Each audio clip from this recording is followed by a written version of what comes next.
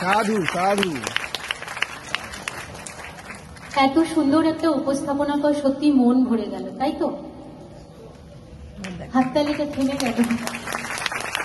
অনেক ধন্যবাদ। পরিচয় করে, আচ্ছা আপনারা কি লক্ষ্য করেছেন আমাদের কিন্তু মঞ্চে দুটো কাজ একসাথে হচ্ছে।